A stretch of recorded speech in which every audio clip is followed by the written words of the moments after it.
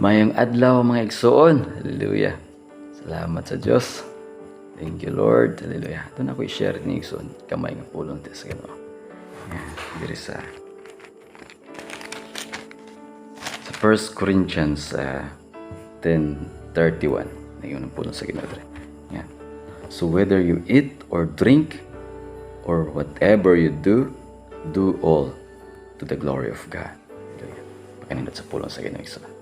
Nagyan sa diri nga kung unsa nga itong pagkabuhaton, mo inuman kita or mo kaon or unsa nga itong pagkabuhaton, whatever we do, do all to the glory of God.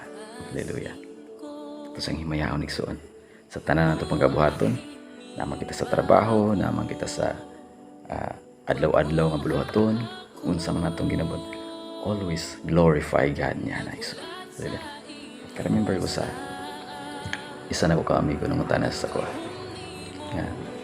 Kung naba ko na ko'y makuha sa akong post sa Facebook about sa pulong sa Ginoo, about sa Word of God. Naba ko na ko'y makwarta gikan sa Facebook or kamita sa akong pag-share og pulong sa Ginoo or mamonetize ba na ako daw. And I answered him.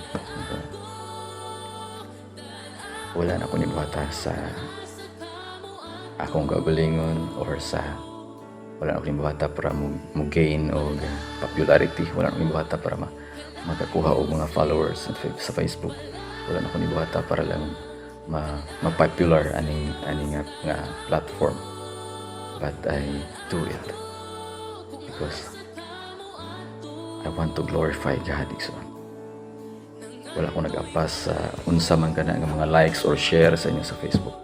But ginabuhat na ako ni para sa Ginoo. Ginabuhat na ako ni para ma-share na ako sa uban, ma-encourage na ako sa uban, mapakita na ako sa uban kung unsa ang gugma sa Ginoo. Ma-share akong testimony kung yun sa pagbago sa Ginoo. Wala na ako ni gibuhat igsoon para lang mahimo kong sikat ani Facebook, but ako ni gibuhat para mapakita kung unsa kamaayo ang Dios diri kanato, unsa ang gugma sa Dios diri kanato. Nga naigsoon kung unsa nga atong pagabuhaton, unsa nga atong una-unaon, unsa nga atong sa atong kasing-kasing, unsa always glorify God para mahimaya siya sa atong kinabuhi. Dili mahimaya ang atong kinabuhi, kundi siya ang mahimaya sa atong kinabuhi.